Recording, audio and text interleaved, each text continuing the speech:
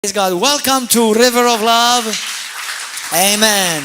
We welcome our international audience all the way from Pakistan, India, China, Nigeria, all the way from Kenya, Switzerland. I want to greet our church in Switzerland, our church friends and partners in Italy as well. I want to also greet all our brothers and sisters from America that follow our ministry. Hallelujah. May you be greatly blessed this morning with this message that we're about to hear from the word of the Lord. Get your Bibles out. Say together with me this morning. Hallelujah. Say this with me. This is my Bible. It is the word of God. I believe in it from Genesis to Revelations. I believe I have what it says I have. I can do what it says I can do, and I am what the Bible says I am. I'm ready to receive the word of God, and I will never be the same again in Jesus' name. Holy Spirit, speak to me, give me revelation knowledge, and transform me in Jesus' mighty name. Amen. Hallelujah. I want to continue to talk about Pentecost. 3 weeks ago, all over the world, Jews and Christians alike, although they celebrated differently, but they celebrated it. We celebrated the Feast of Pentecost. Those of you who have not seen it, I encourage you to go and watch it. Watch our messages online in Hallelujah. As I'm doing a series of teaching. I will continue this teaching by the grace of God next weekend as well, unless the Lord tells me to do something differently all of a sudden. But I will be continuing to do this teaching. I've been talking about Pentecost. Pentecost not being a denomination. I know there are Pentecostals, and we are Pentecostals. There are charismatics. There are which are a group of people who believe in the baptism of the Holy Spirit, in the speaking of tongues, in the laying of hands, and casting out demons, and miracles, healings, and deliverances. And really, Christianity the way it's supposed to be. All right? Because now, I'm going to say this as a joke, but in a sense, it's the truth. All the Christians in the Bible were Pentecostals. Although the first one was Baptist. John the Baptist. But then he received the Holy Spirit and he became Pentecostal. But seriously, in the Bible, all Christians spoke in tongues. All Christians walked in the power of the Holy Spirit. And there was no church that says, well, we don't believe those things are for us. They're just for the 12 apostles. Hallelujah. How many of you know the Bible and you know that's the truth? Amen. Praise God. So today I want to talk about Pentecost, the baptism of the Holy Spirit, and the heavenly language. Now, as we go along, you're going to find out that it's not just a language, but it's actually a languages or variety of languages, the Bible says. But since for the time of the teaching, we're going to continue it next week. But let's begin. Go to the book of Hebrews, chapter 6. Hebrews chapter 6. Hallelujah. Why is Pentecost? What's the purpose for Pentecost? What happens when you experience Pentecost? We are Christians first and foremost. We are evangelicals because we believe in the preaching of the gospel and the word of God only, not the traditions of man.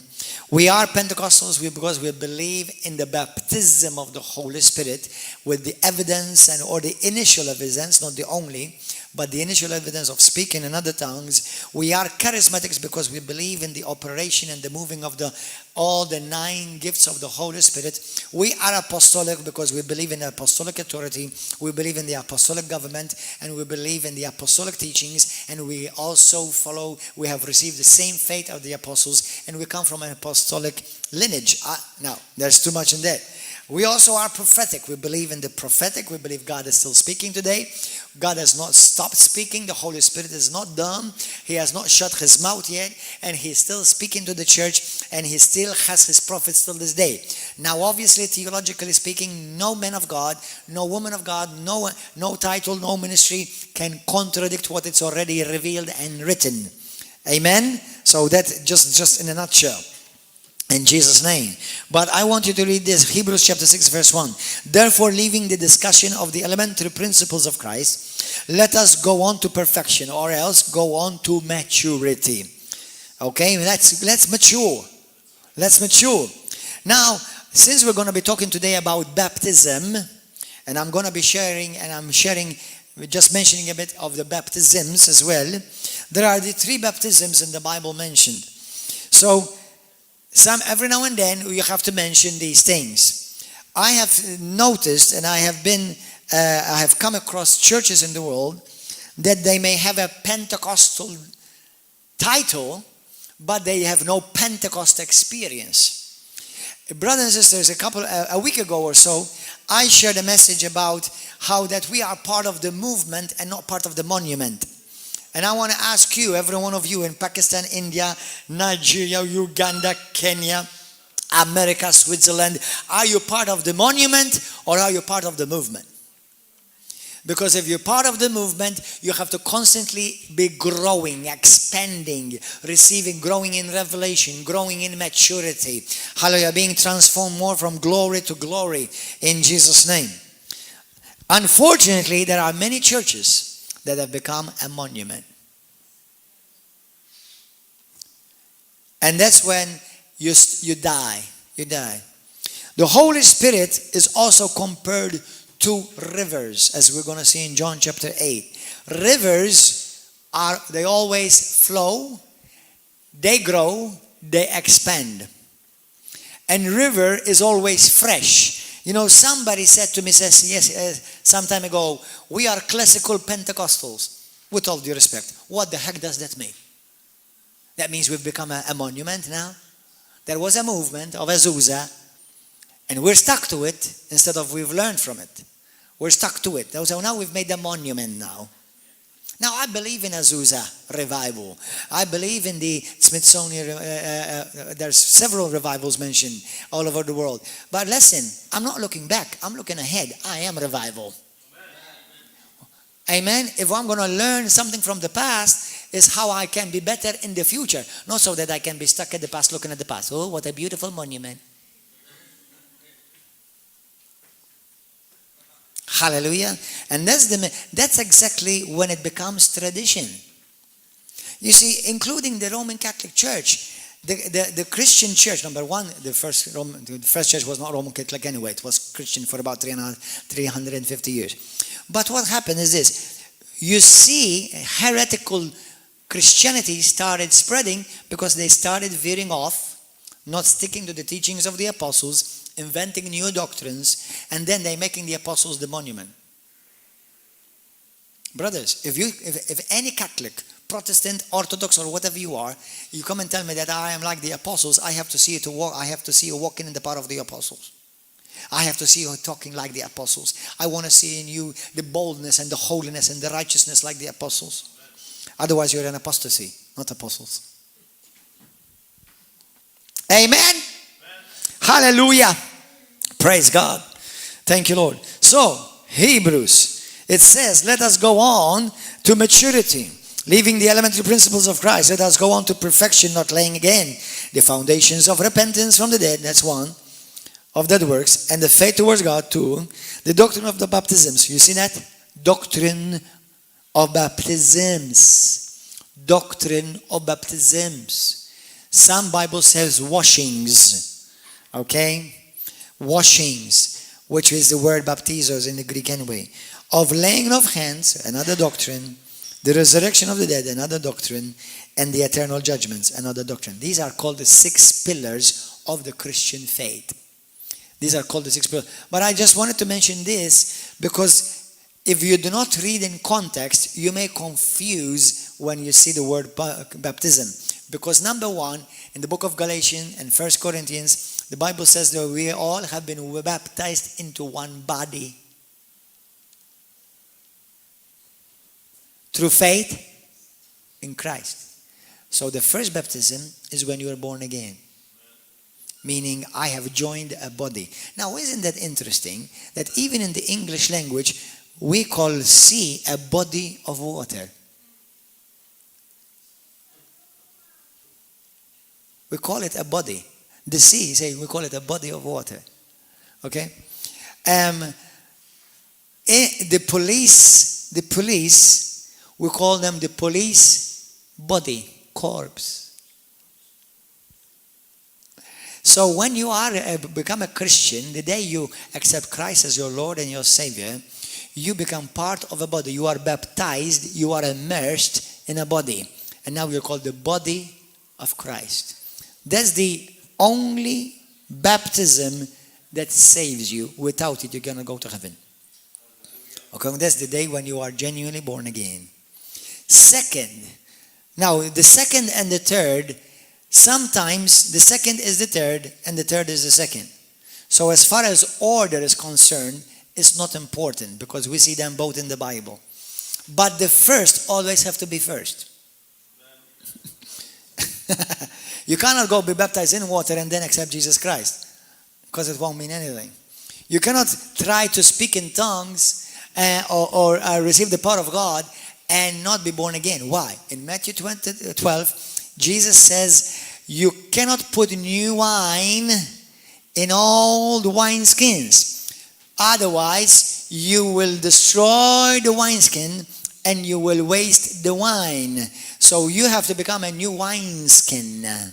Okay, that's why I put cream on my skin. No, I'm joking.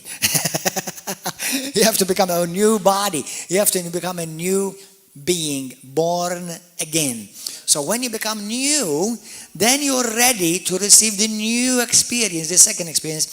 First you become a new body, part of the body of Christ, a new being.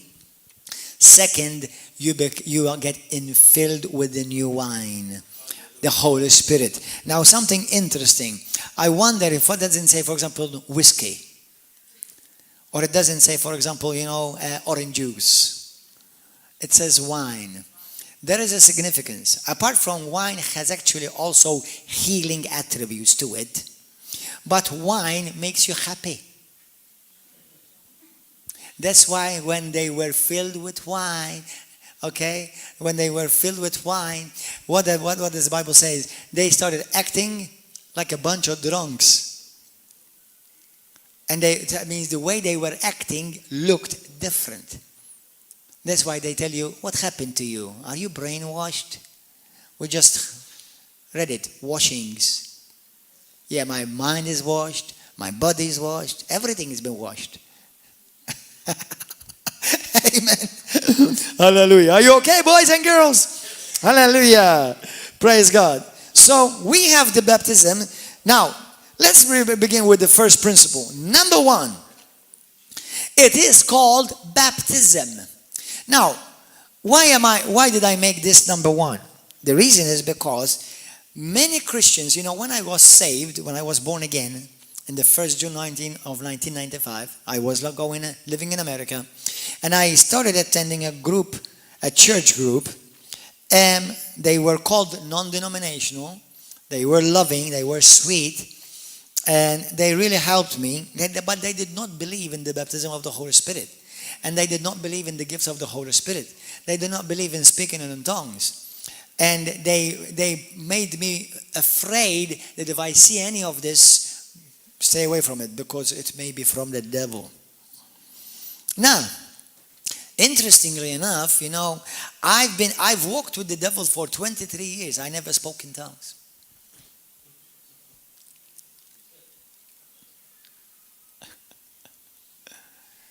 If the devil wanted me to speak in tongues, he should have done it before.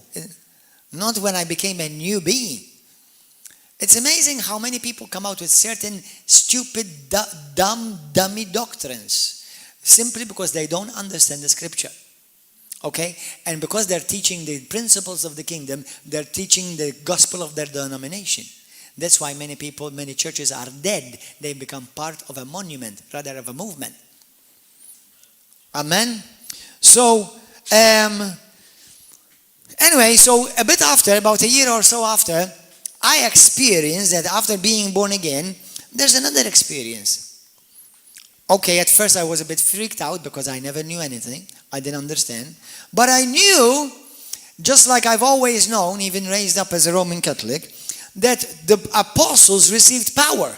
So when Pentecost came, the apostles and all those that were with them in the first room, in the first church, in the Acts of the Apostles chapter 1 and 2, there were 120 people. It's not just 12 people. That's why those people who say that this is just for the apostles, it's a bunch of hogwash. You know what's a hogwash? You get a hog and you wash it.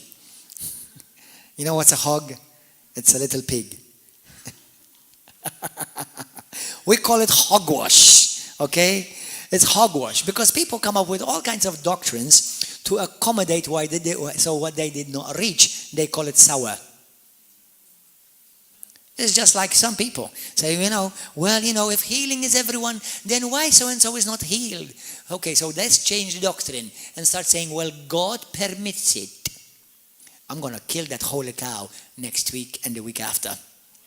Hallelujah. So, hallelujah, we're going to have a cookout. Hallelujah. So, it's amazing how many people come up with false diabolical doctrines, twist the word of God to accommodate their failure. Say it with me. They accommodate their failure.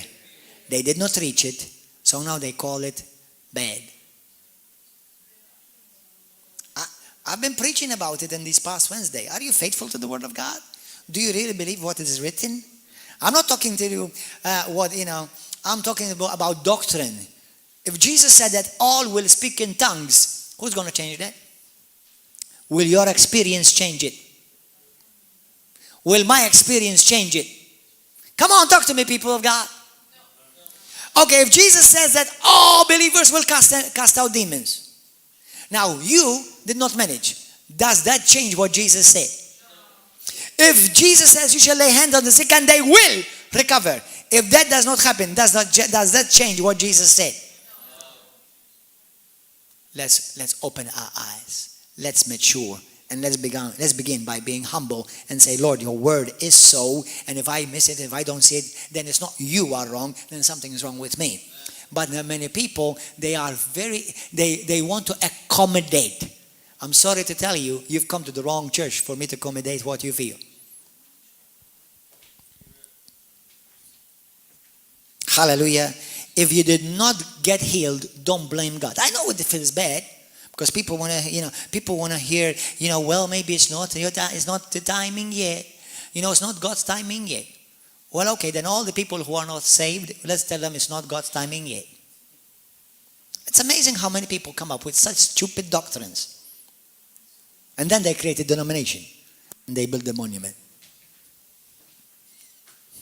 Hello? Hello? It's been said, when you put pressure on the Word of God will put pressure on you. Yeah, let's say the opposite. Wow. When you put the pressure on the Word of God, then the Word of God will return and put pressure on you. Because if you want to receive what God promised, you have to set yourself up to receive what God promised. Meaning, I've said yesterday and I'll say it again, many preachers have done a good job preaching God's side of the truth, meaning what God has done. And to be honest, that's where we start.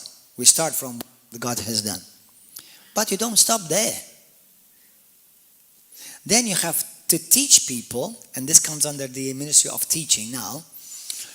Then you have to teach people how to receive what God has done. Just for me to tell you God wants you healed, do you know it doesn't mean that everyone will be healed? Just like I tell you God wants everyone saved, does that mean that everyone will be saved? Why? do I blame God for it? No, because you also, as a teacher and pastor, you have to teach people how to receive. You see, people may have faith, but they don't know how to appropriate faith. Okay? And it starts with a bunch of stuff, but start thinking the way the Bible thinks. Start thinking the way Jesus thinks. Okay? Anyway, I'm going on to another course there. Hallelujah. So, Acts chapter 2. Let's go Acts chapter 1 first. The book of Acts says, Holy Spirit, speak to me, change me, stretch me, and make pastor step all over my toes. You have to be careful of that, because I used to be a ballet dancer. I can't do that. Okay, hallelujah. Okay, now Jesus speaking, starting from verse 4, he says, you have heard from me, from John, for John truly baptized with water. Say baptized. But you shall be baptized. Say baptized. Now look at this. You shall be baptized with the Holy Spirit not many days from now. Notice that Jesus himself uses the word baptized. Now the word baptized means to be immersed, to be engulfed, and to be clothed. You see, brothers and sisters, this is a cup of water, okay? It's a bit yellowish because it has honey in it. Hallelujah. So I can drink this. Imagine I can drink this and I have water on the inside. But if I grab this or a bigger cup and put it all over me, then I have water all over me and on the outside. You see, every Christian has the Spirit on the inside, but not every Christian have the Spirit on the out. What do you mean on the outside? Upon them. The Holy Spirit on the inside is for your salvation. The Holy Spirit on the outside is for other people's salvation. Why? What do I mean by that? Because the Bible says, you shall receive power and you shall be my witnesses. So the power of the Holy Spirit is not so that you can lock yourself at home, do all the courses of the Holy Spirit, gifts and wonders and signs and ministries, and then say, I got the certificate. The power of the Holy Spirit is to make you a powerful witness. The power of the Holy Spirit will come upon you to make you look like and operate like Jesus. Amen? Hallelujah. So, Jesus said, we will be baptized. Now, in John chapter 14, Jesus says, the Holy Spirit will come, He is with you, and He will be in you. Let me remind you again, let me backtrack a bit last week. I told you last week, Jesus Christ was born of the Spirit. Was He or not? The Bible says in Luke chapter 1 that the Holy Spirit, the angel of the Lord said to Mary that the shadow of God Almighty will come upon you, and the child that shall be born of you, it shall be born by the Holy Spirit. So, we know that Jesus was born by the Holy Spirit. You're born again by the Holy Spirit. But hold on. How come for 30 years we did not see any signs, wonders, miracles, healings, deliverances, nothing? So if Jesus may have walked near somebody sick, they remain sick. Jesus may have walked near somebody demon-possessed, they remain demon-possessed. Because for 30 years, He did nothing miraculously, nothing of heaven. But then on the age of 30, He was baptized. Everybody say baptized. Not only in the river as water, but He was baptized in the Holy Spirit. And the Bible says, and when He came out in Luke chapter 4, it says He came out with power, and now He started healing the sick, casting out demons. Hallelujah. So the baptism of the Holy Spirit, we've learned that is for you to receive power from heaven. But when you receive power from heaven, me and you receive another thing from heaven. We receive a heavenly language. Now somebody asked, how come Jesus never spoke in tongues? Can I tell you why? Very simple. You see, the Bible says that we do not know how to pray as we ought. And the Holy Spirit helps our weaknesses, and He prays and intercedes for us according to the perfect will of God. Romans chapter 8 verse 26. How many of you ever thought that, do you think Jesus Christ knew the will of God? Do you think Jesus Christ had a hard time knowing what God's will is for his life?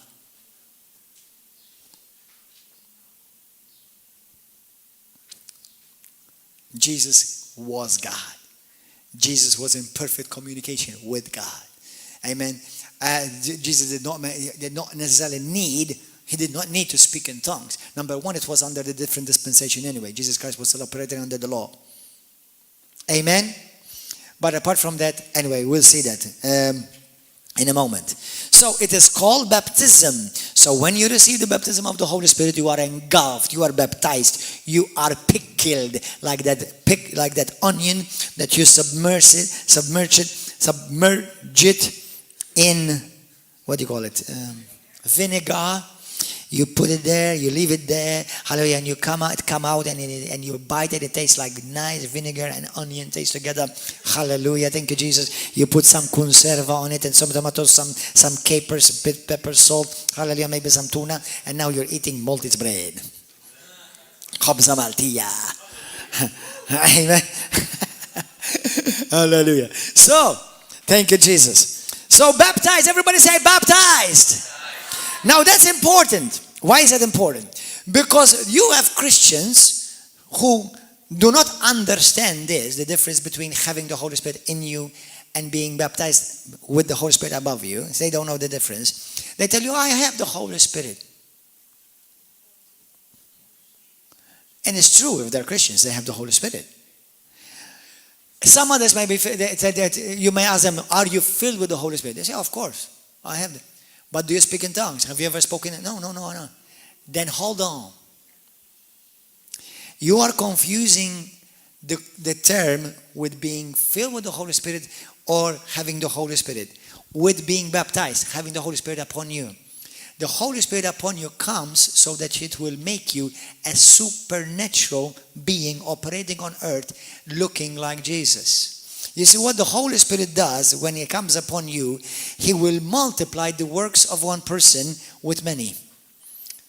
Amen? Amen? Luke chapter 4, that's what we see when the Holy Spirit came upon Jesus. When Jesus was baptized in the river of Jordan and He was baptized in the Holy Spirit and He was baptized in power, we started seeing Him operating in supernatural power. Acts chapter 19 quickly. Acts 19 quickly. Hallelujah. I'm just going to look for a couple of scriptures to show you that it is called baptism. We don't call it just having the Holy Spirit with you. We don't call it having the Holy Spirit in you, although that is true. In Psalm 139, verse 7 through 9, the Bible says, where can I go from your spirit? Because He is everywhere. Okay? The Holy Spirit right now even may be right where the prostitutes are, right where those are being drugged up are. He's there. He's everywhere. Because He's omnipresent. But we don't just have the Holy Spirit with us, we have the Holy Spirit now in us. But you may be a Christian going to heaven and living like hell because you have no power. And you don't have that heavenly language. And we need that heavenly language. Everybody say that, we need the heavenly language. Say, I will speak in tongues. I will speak a new heavenly language today, not next week. In Jesus' name. Hallelujah. Acts chapter 19, verse 4 says this. Paul says to certain Christians in Ephesus, said, John baptized you with a baptism of repentance, saying to the people that they should believe on Him who came after him, that is, on Jesus Christ. So, when he asked them, in what baptism then were you baptized? What is he talking about? You see, they were baptized in the baptism of John for repentance, to believe on the one that was coming. So Paul was asking them if they were baptized in the Holy Spirit. We'll see it later. They told them, we don't even know that there is such a thing. Okay? Hallelujah. In the book of Acts 11:16, Acts 11, verse 16.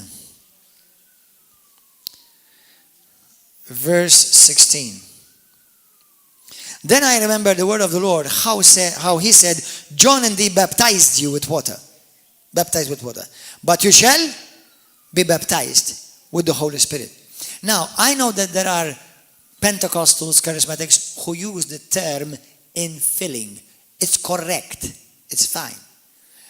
However, I tell you what, in the book of Acts chapter 4, from verse 23 to 31, there's a group of Christians, and a good chunk of them were in Acts chapter 2, that they received now a fresh infilling. Brothers and sisters, don't make Pentecostal experience a monument. Today you may be in this place. Today you may be watching this live stream. And you may have received the baptism of the Holy Spirit some years ago. And you have not spoken in tongues. You have not spent time with the Lord. And you've dried up. This is your time to get refilled. Hallelujah. One of the things about America that I love is that when you go to the restaurants, they give you refills. How many of you have been to America? Anyone been to America? Nobody been to America? Amen. I used to live there. If you go to a restaurant, they give you free refills. Water, soft drinks, Once your cup runs out, they give you refills. You see, the refill came from Acts chapter 4. America is doing a great thing. They got it from the book of Acts. Hallelujah. God wants to give you a free refill. Hallelujah. Amen. Thank you, Jesus. Hallelujah. So, now, the book of Acts chapter 2. Chapter 2. Hallelujah. When the day of Pentecost had fully come, they were all with one accord in one place. And suddenly there came a sound from heaven as of a rushing mighty wind, and it filled the whole house where they were sitting. Let me say this aside. Some of you may have not heard it. Some people, in Acts chapter, in John 20, Jesus speaks how that after he died, all the apostles, the 11 apostles, were hiding afraid behind a door in a room by themselves. And the Bible says that they heard how Jesus had resurrected, and one woman came and reported to them that Jesus is alive. Then after a while, Jesus walks in, not opening the door, just walked through the walls because he is the door. So everywhere Jesus Christ, you can walk in.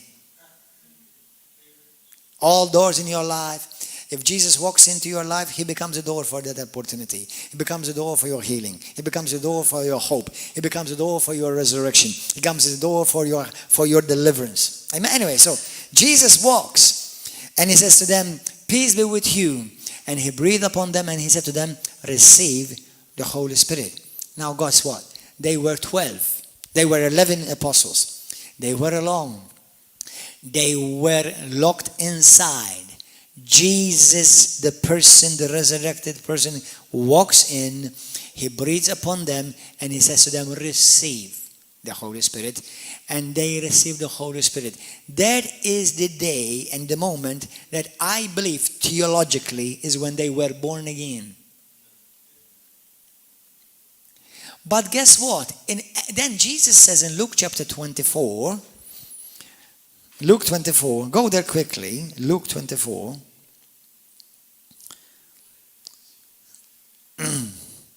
Verse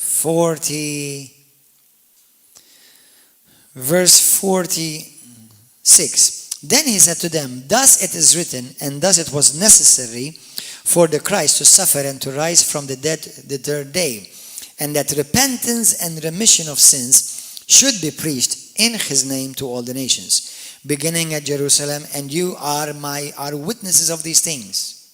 Behold, I send the promise of the Father upon you. Say, upon you. But tarry in the city of Jerusalem until you are endued with power from on high. So this is interesting. After they had received the Holy Spirit, the same Jesus says to them before he's taken up, wait until you are endued with power. And it's going to come upon you this time. When he breathed on them, the Bible does not indicate in any way that they received any power. But in the book of Acts, we were now not just 11 disciples or the apostles. Now we have 120 with the apostles, Mary, mother of Jesus, his brothers, and other disciples. I said to you last week, they were supposed to be 500. But only a remnant turned up. Hallelujah. So now, the book of Luke, which is written by Luke, writes the book of Acts chapter 2. And we'll go back there again. Acts chapter 2 again. And Acts chapter 1, Paul records the words of Jesus where he tells them that you shall receive power. Again, quoting from his own book of Luke 24. And now he says, this is what happens when power comes upon them. In verse 5 and then verse 8, look what it says, what happens when the power of God comes upon you. Verse 8.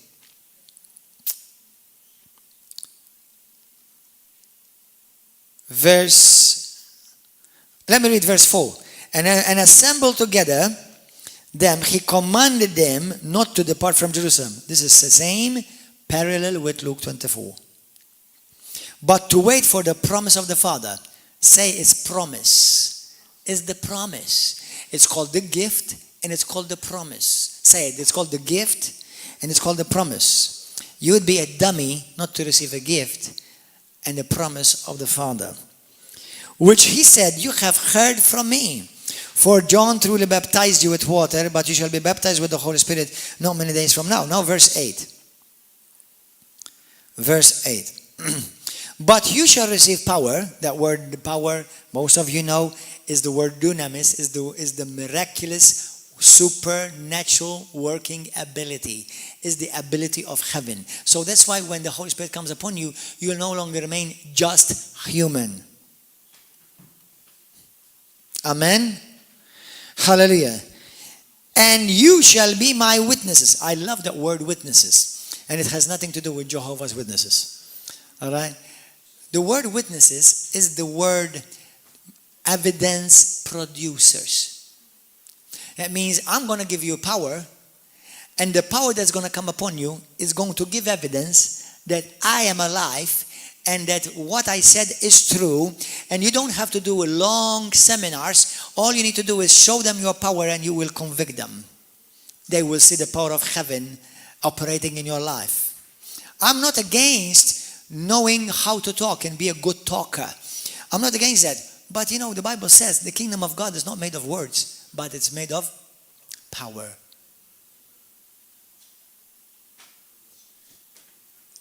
And any church without power has become another monument. Amen?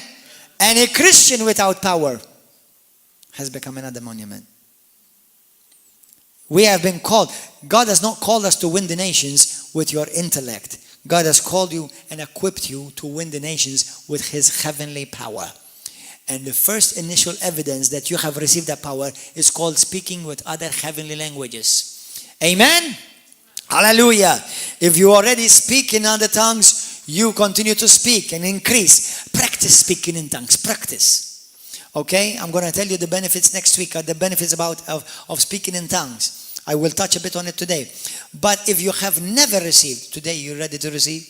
Are you ready to receive the baptism upon you and receive power and speak with other languages? Are you ready? Amen. Hallelujah. Now, point that 1.1, it is a gift. It is called baptism because you get immersed, you get clothed, you get empowered. 2, it's a gift. We saw it. It's called the gift of the Father. In Acts chapter 10 verse 45, it's called the gift of the Holy Spirit. Acts chapter 2, go there. Verse 38, this is a beautiful scripture. I have used it a lot lately with you, the scripture. But you should memorize it, or at least know well where it is and what it talks about. Verse 38. Look at this. The Peter said to them, repent and every one of you be baptized in the name of Jesus Christ. This is water baptism for the remissions of sins, and you shall receive the gift of the Holy Spirit. It's called the gift. It's called the gift. And for the promise, the gift, is to you and to your children and to all who are far off, as many as the Lord God will call to himself. Now go to the book of John chapter 4 quickly. John 4. Today some of you, you've been locked up for 2 months. You have not done some exercise, and today you're doing some exercise with your fingers. Well, it has to start somewhere. Hallelujah. Get your fingers exercising. Turn the pages. John chapter 4. Jesus speaking to a Samaritan woman. Samaritans and Jews were enemies. They did not like each other, to put it mildly. And this woman came to the well where Jesus was, and she was drawing water, and Jesus asked her to draw water for him. He did not have a bucket, and this is what he said to her. Jesus answered, said to her, whoever drinks of... let me go a bit further up. Verse 10. Jesus answered and said to her, if you knew the gift of God, what's it called? The gift of God. Now watch. So the Holy Spirit is called the gift of God. You see, Jesus is the gift of God to the world. The Holy Spirit is the gift of God to the church. And some dummies have kicked him out because the moment he operated, they said it's the devil.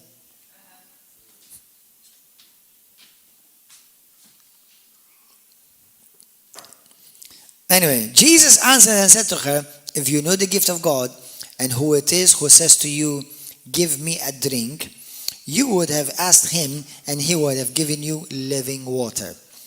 Now, what kind of gift is this? For whoever, verse 13, whoever drinks of this water will not, the water that you can give me from the well, will thirst again.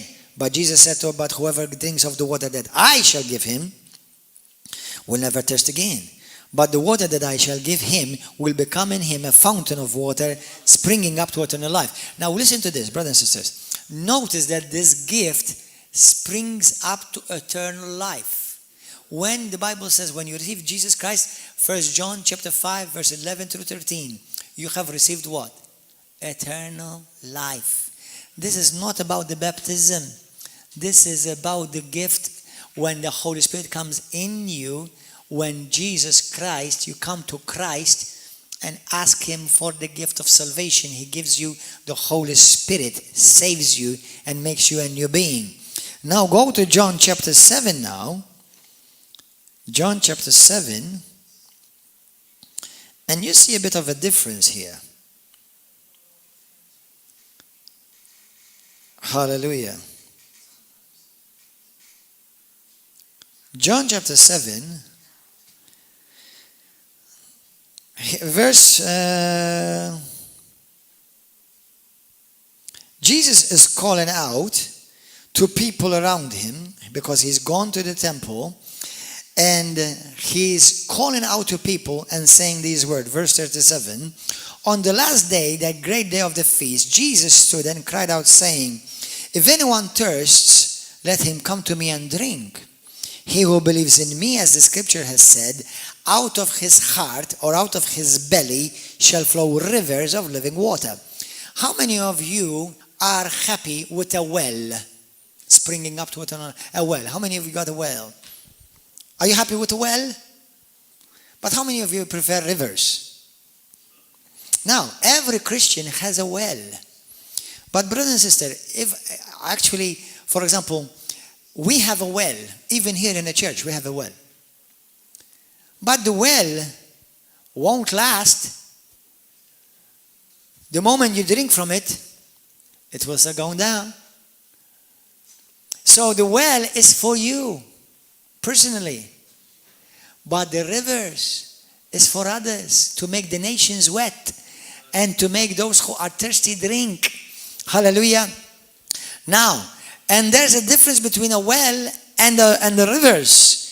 Because Jesus said that this he spoke concerning the Spirit, whom those who believe in him would receive.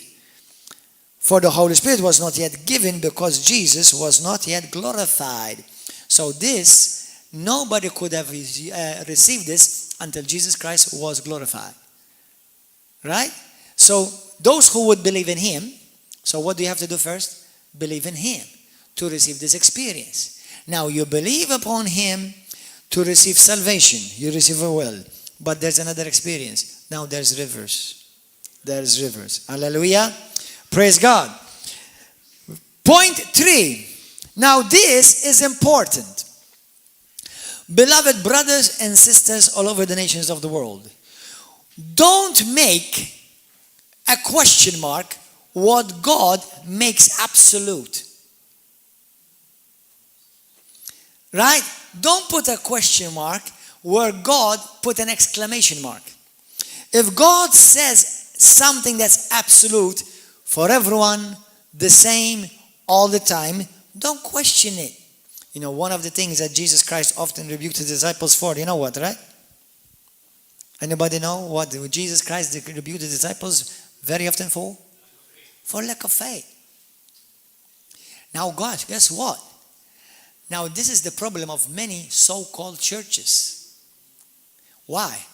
Because if they truly believe, then every church established by God should be filled with the Holy Spirit, not just with wells, but with rivers.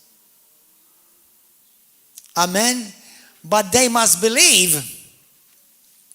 Acts, we saw that the Bible, just we said it, I read it in John chapter 7, that this is for everyone who would believe in him. Go to the book of Acts 2, once again. Verse 1. When the day of Pentecost had fully come, they were all with one accord in one place. Say all. That is a very important word in the Bible, all. And suddenly there came a sound from heaven, as of a rushing mighty wind, and it filled the whole house, and they were where they were sitting. Then there appeared to them divided tongues as of fire, and one sat upon each of them. Now look, verse 4. Look carefully. And they were all. Everybody say all. They were all filled. 120. Not just the 12 apostles and the rest looking at the and admiring the apostles and kissing their ring and kissing their feet and kissing their head, kissing their leg.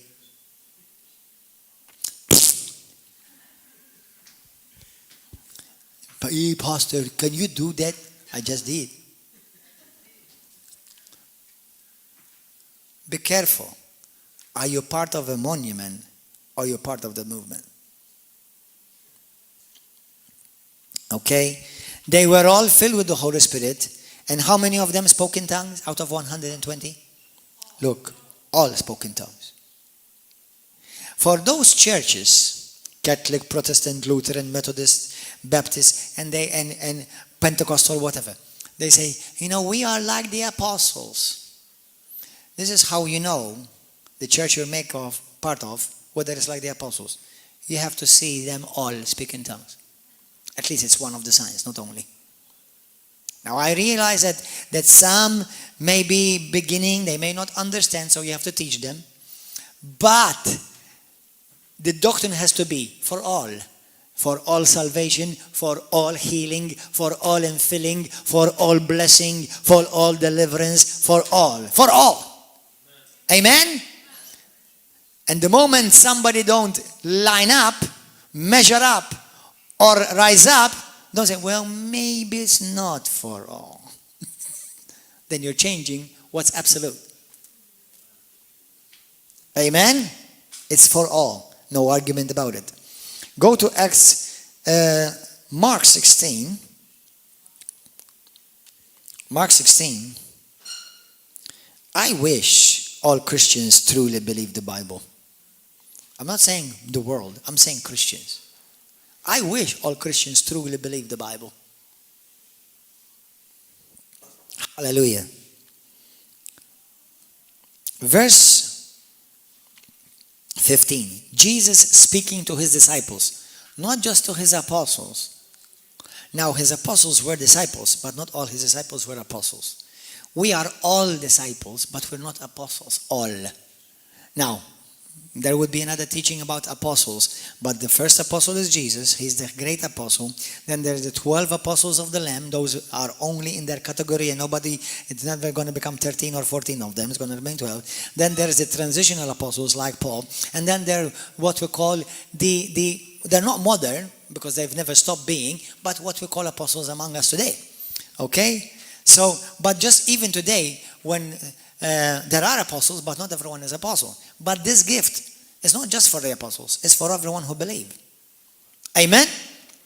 Hallelujah. So anyway, Mark chapter 16, verse 15, it says, go into all the world, Jesus Christ is speaking, and preach the gospel to every creature. That's a commandment. Say that to yourself. Say that to me. Say that's a commandment to me. Say that to the one beside you. That's a commandment to you. Preach the gospel to all creation. Amen. And he who believes and is baptized will be saved. Today we're going to have a bunch of people being baptized. Hallelujah. Come and join us. Be with us at 4 o'clock in the afternoon. If you've never been water baptized, I say to you on the commandment, on the authority of Jesus Christ, be water baptized. And you have to be big enough, old enough to know what you're doing to count. Otherwise, it won't count. Amen? And he who believes and is baptized will be saved. But those who do not believe will be condemned. And everybody say, and these signs will. Everybody say will. Will. Not maybe. If we took the word as it is, you will remove any doubt. Just take the word as it is. This is doctrine. By the way, this is doctrine. There are things in the Bible which are not for you. Not every statement in the Bible is for you. But this is for every Christian. Because this is what Jesus said.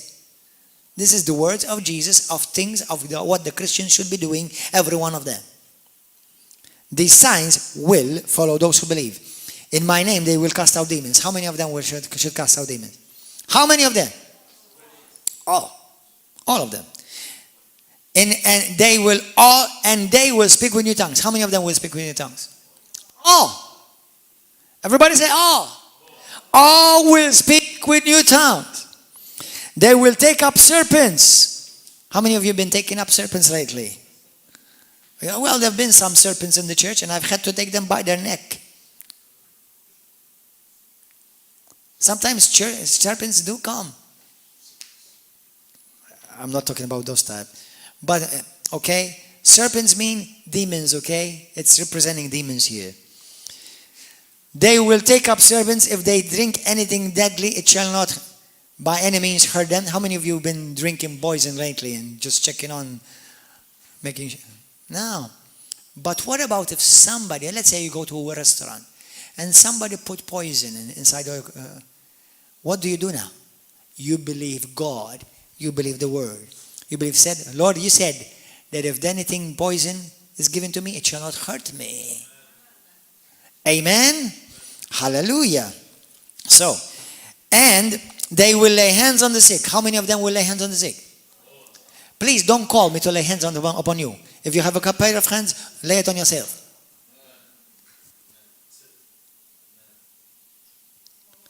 Exactly. Grab that blessed hand. Okay? If you want to sanitize it to do that, you can do that. Hallelujah. Hallelujah. And lay your hands wherever the pain is. All right? Amen. Just lay your hands. Amen. And who must do that? Everyone. It's amazing from one simple scripture how many denominations will come out.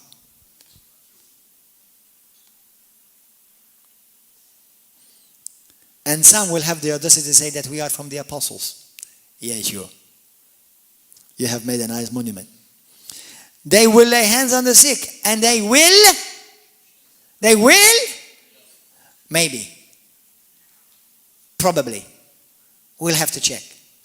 They will. Just believe what the Bible said. That's it. Now I'm going to say, I was thinking yesterday, You know, I was thinking yesterday, because I will be teaching on how we receive healing in the next few days, because many people have heard how God wants to heal, how God can heal, but many people don't know how to appropriate it. I will be teaching on that by the grace of God. But I have thought about this. Almost everyone I've prayed for got healed instantly. Now, how is that possible? Now, number one, if you don't look at me, all you need to do is just look at the Bible. You should not be surprised that the Bible works. You should be surprised when you don't work the Bible. But hold on, because I know what's coming next. But he's still sick. Now, there's another concept. Many have gotten healed, the pain left, they felt a difference the moment I laid hands upon them. But then they go home. Pastor, the pain came back. What did you do? Did you say, oh, maybe God did not heal me? Is that what you did? Then you know why you got healed. Then you got healed by my faith, not yours. And Satan accommodated your dumminess. You see, many people do get healed, but how many people know how to continue to walk in health and to keep healing? And that's another concept. Because the Bible talks about that the devil comes to steal. How does he steal? Does he come to steal your cow? Do you know that Satan cannot steal my cow? And do you know why? Because I don't have a cow. Satan can only steal what God gives you. And if God gives you healing, guess what he's going to try to steal? Your health. If God gives you peace, guess what he's going to try to steal? Your peace. If God delivers you, guess what he's going to try to steal? Your deliverance. And then, because many people are not taught, they will say, oh, maybe that was just me. Maybe that was just in my mind. Because many, as I said, the preacher who has to also, as a pastor, operate as a teacher, he has to teach not only God's side, but he has to teach man's side how to receive. Never question God's side. Even if you are licking the floor, it's that tough. Never. Now, I do that myself. I apply that to my life. It's up to you now. Because as we see in the Bible, when the apostles prayed, they did not pray that the Holy Spirit will come upon them. Did you know that? What did they pray? They prayed that they, the disciples, receive. Are you getting something? Are you getting something, beloved? Amen. Hallelujah. So, they all spoke in tongues. They all shall speak in tongues. They all will speak new language. They all received. All. And the moment somebody don't receive, now we start a doctrine, not everyone gets healed. Not everyone receives. Not everyone speaks in tongues. Now, I know you're thinking ahead of me. Some of you are thinking of me. Next week I will address 1 Corinthians chapter 12. Because there is a scripture, one scripture, which says, do all speak in tongues? Now guess what? Go and study 1 Corinthians chapter 14 very well. Study it really, really well. You'll see that the first part of 1 Corinthians chapter 14 is talking about your personal language of tongues. The second part of 1 Corinthians chapter 14 is talking about the administration gift of tongues, speaking to the church with it.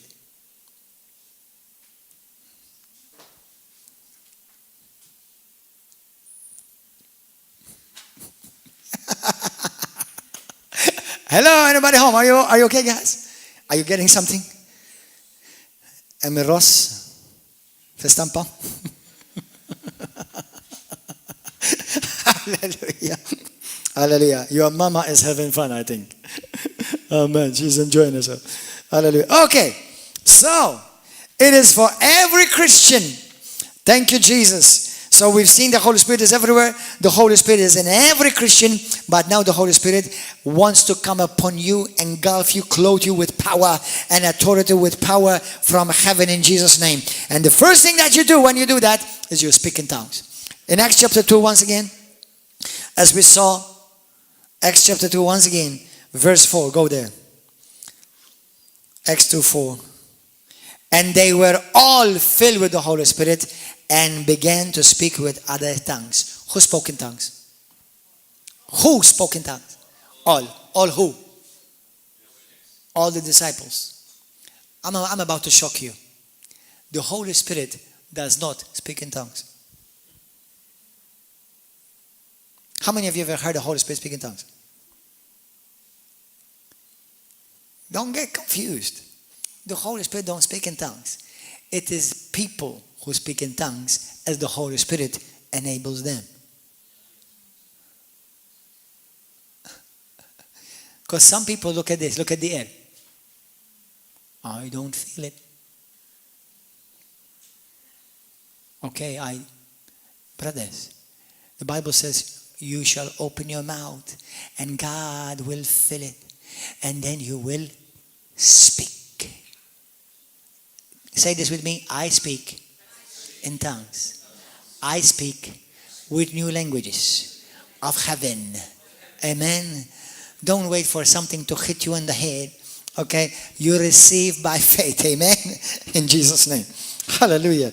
Now, this is important because as we're going to see next week by the grace of God, there are so many benefits of speaking in tongues. I'll tell you just one right now off the bat.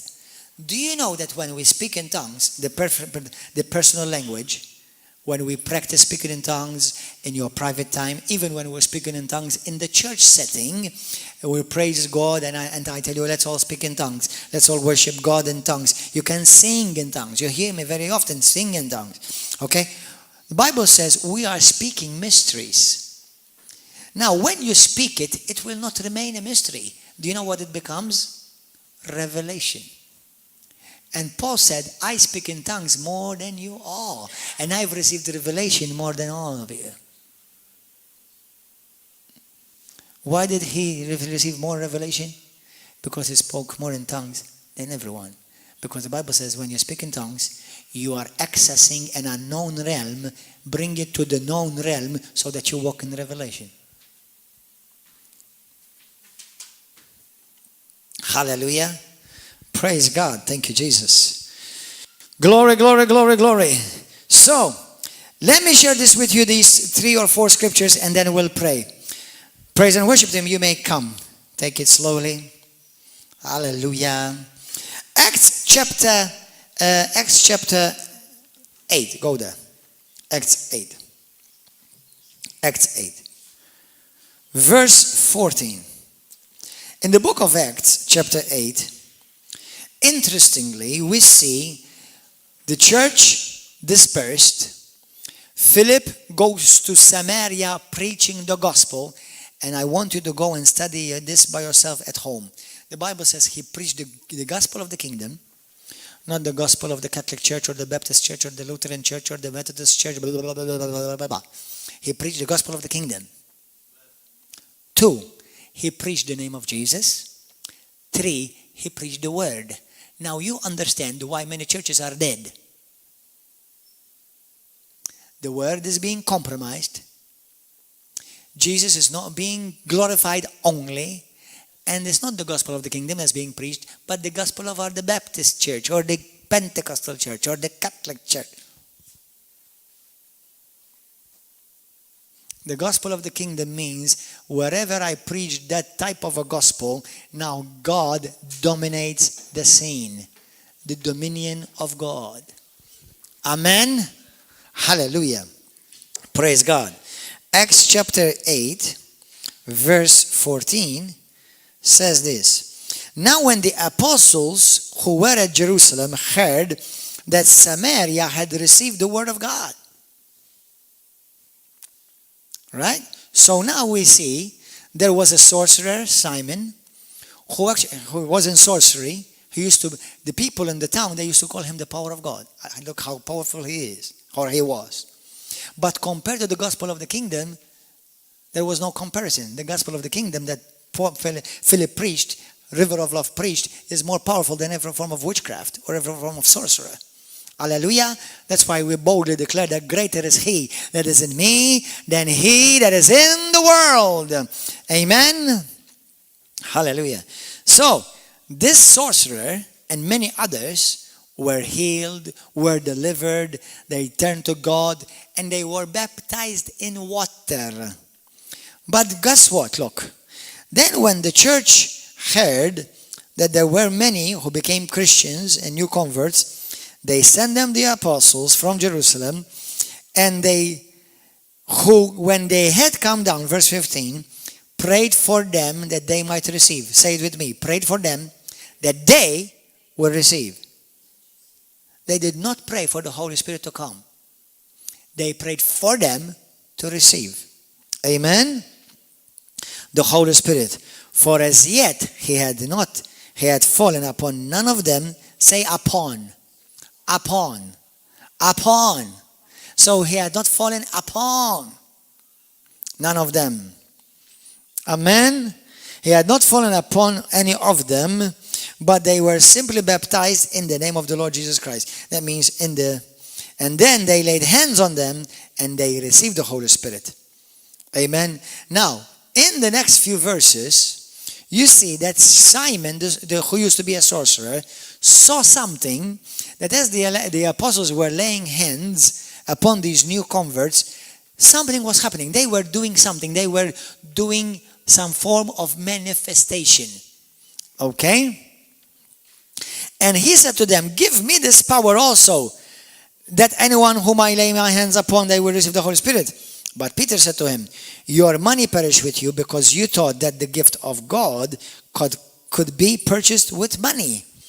You have neither part nor portion in this matter, for your heart is not right in the sight of God.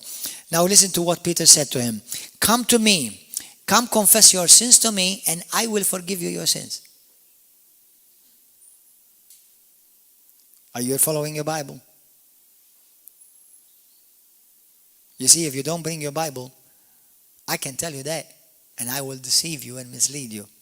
Because that's what many false churches preach. No, Peter, you know what? He said to them, you repent, you pray to God yourself, and ask him directly to forgive you. Not like what we've been taught. Well, you need to go and confess your sins. Yeah, you should. To God. Amen. So this was clear evidence that there's no such thing in the Bible as you confess your sins to a priest or a pastor. Now, indeed, if you sinned against me, come and tell me sorry. Come and apologize. And I will forgive you for sure. Okay? But if you know, I don't know, if you fell on the floor and you swore or you said something bad or you've hurt a brother, you ask God to forgive you and go to that brother to ask you to forgive him, to forgive you, to ask him. So I'm just drawing a point, just making a point, so I will kill man-made traditions. Amen? Hallelujah. So, the book of Acts now, chapter 10, we see from verse 44 to 38, Acts 10:44, Acts 10. Are you enjoying yourself, brothers? We're going to pray in a moment. Acts 10:44. While Peter was still speaking these words, the Holy Spirit fell upon them. Say upon. Upon. For those who heard the word, they heard the word, not heard the tradition or the council or the council or what our forefathers and the Santi Padre said. They heard the word of God. And those of the circumcised who believed were astonished. That means the Jews were astonished. They're saying, oh my goodness, even the Gentiles are receiving the Holy Spirit like us. How come? Is this not just for the Jews? Because I thought that it was just for the Jews at first. And they were saying, they came to Peter and as many as came with Peter because of the gifts of the Holy Spirit that had been poured out on the Gentiles, just like as it did on the apostles and the first 12, 1 and 20. For they heard them speak with tongues and magnify God. They heard them speak in tongues. They heard them speak with what? In tongues. So clearly in the Bible, all the, let's finish with this last scripture. Acts chapter 19. Acts 19. Acts 19. Verse 1. In the Bible, in all these passages, Acts 8, verse 14 through 16, Acts 10, 44 through 48, Acts 4, verse 23 to 31, Acts 19, from verse 1 through 7, as we're going to read right now, and then we're going to finish with this. The Bible says that every time the Holy Spirit fell, something visible happened. Nowhere does it say they did not speak in tongues and all remained mute and dumb. None. Where it says clearly, some passages it says clearly they all spoke in tongues. Some passages it just says nothing. But if you take it in the whole context, it is understood that something happened, and even the sorcerer Simon said, I want that. How did they get that? Can I give it to them? Can I give you money for it? Okay? So, what am I saying, brothers and sisters? When the Holy Spirit comes upon you, one of the first things that He will grab inside of your life is your tongue. He will give you a new language. You see, we received power. We have received an anointing. We have received grace. And now you've received a new tongue as well. And this tongue has many, many benefits. Many benefits. And we're going to talk about the benefits next week. By the grace of God. Hallelujah. So Acts 19, and we'll finish with this. And it happened while Apollos was at Corinth that Paul, having passed through the upper regions, came to Ephesus, and finding some disciples, he said to them, did you receive the Holy Spirit when you believed? So they had believed. They had been born again. They were saved. So they said to him, we have not even heard whether there is a Holy Spirit.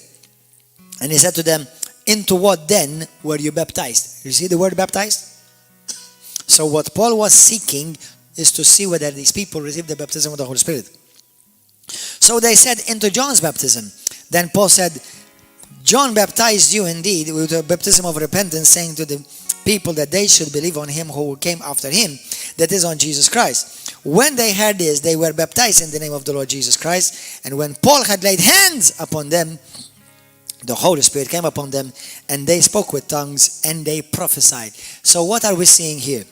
One, every time the Holy Spirit came upon the Christians, always spoke in other tongues. Two, every time the Holy Spirit came upon Christians, they acted differently, tangibly, and visibly. Three, when the Holy Spirit came upon Christians, some of them who were not water baptized, they were water baptized after. There are instances in the Bible, like we see in Acts chapter 8, where they were water baptized first, and then they were filled with the Holy Spirit and baptized in the Holy Spirit after. But the importance is this, that you are truly born again, and that now you are ready to receive the second experience of the Holy Spirit, to receive power and to receive new languages of heaven. Amen? Are you ready to receive? The Bible says, you see, brothers and sisters, it's up to you to want to receive. I'm not going to pray fire from heaven. Now, sometimes we say, Father God, send your fire. And it's okay. It's not like some big deal. But sometimes it's true. We feel fire of God. Okay, I'm not going to say, oh, Holy Spirit, come. Because He's already here. He's already here. But what you must do is that you open your heart and by faith receive. And I'm going to pray that you will receive the Holy Spirit, baptize in the Holy Spirit, speak with new tongues, and you receive power of God over your life. And the Bible says those tongues are unknown tongues. As we shall see next week, as the Lord enables me, we're going to see that there are tongues of men and of angels. Tongues who are understood, which are understood by men, and tongues which are not understood. That's why Paul says, when a stranger comes into your midst and hear you all speak in tongues, he will say, what are they saying? I can't understand anything. Clearly stating is showing that there are tongues which are not understood. All right? Just to give you a preview. Hallelujah. So, brothers and sisters, let's all stand. If you are following this message and you say to me, Pastor, I'm ready to receive the Holy Spirit. First, make sure that you are born again. And I'm going to pray with you a prayer for you to make sure that you are saved, born again, and that you are truly heading to heaven and have eternal life.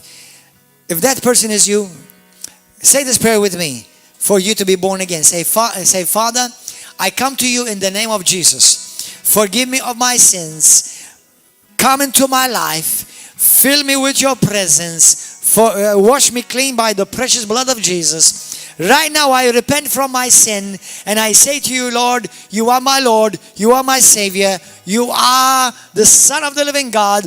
I trust in you. I believe you died for me on the cross, and on the third day you rose again. By your death and resurrection, I am saved. I'm born again. My sins are forgiven. I'm a child of God in Jesus' name. Amen.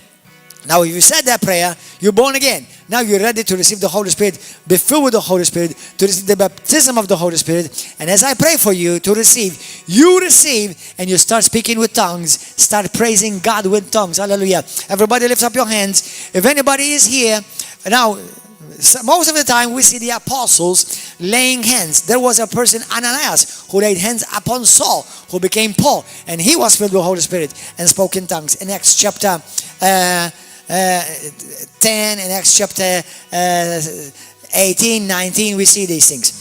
But listen, I can lay hands upon you if you are present here, but you don't need that, because God has his hand very long and he can lay hands upon you. Amen.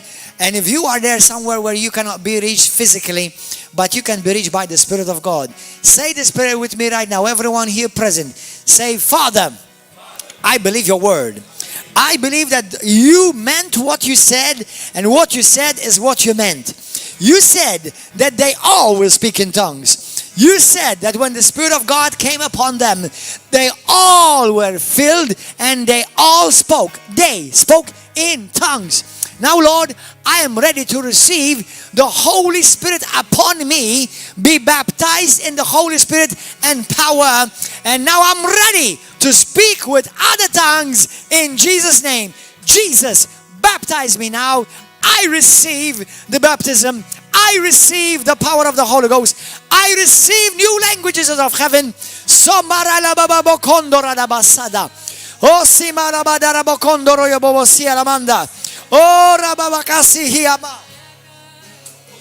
Jesus sababarodosho. Shamraya dobo soto rakanda rabasa. Pray in tongues. Pray in new languages. Do not be afraid.